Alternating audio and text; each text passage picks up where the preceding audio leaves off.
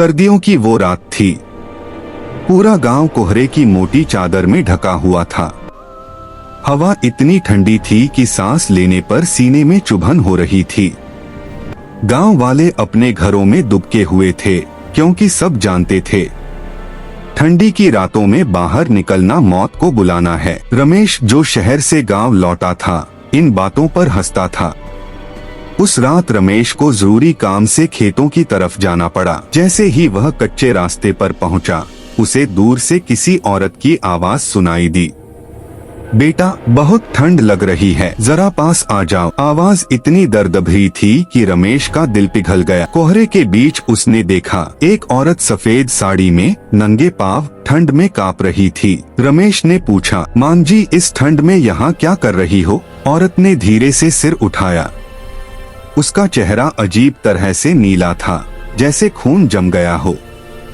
होंठ कांपते हुए बोले, मुझे घर छोड़ दो, बहुत ठंड है। जैसे ही रमेश ने उसका हाथ पकड़ा, उसका पूरा शरीर बर्फ की तरह ठंडा था।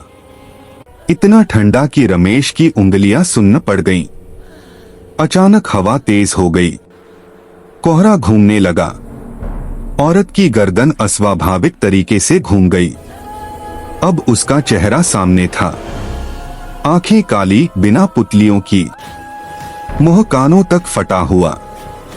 वो जोर से हंसी। ठंडी का छलावा समझते हो क्या?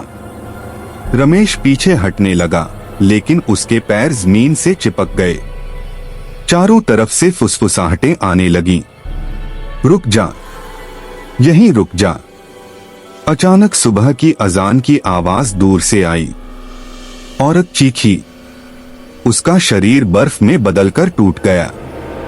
रमेश बेहोश होकर गिर पड़ा। सुबह गांव वालों ने उसे खेत में पाया।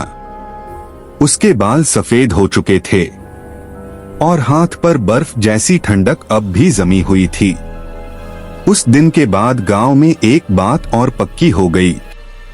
सर्दियों की रात अगर कोई तुम्हें ठंड का बहाना बनाकर बुलाए, तो समझ लेना वो इंसान नहीं, ठंडी का छलावा है।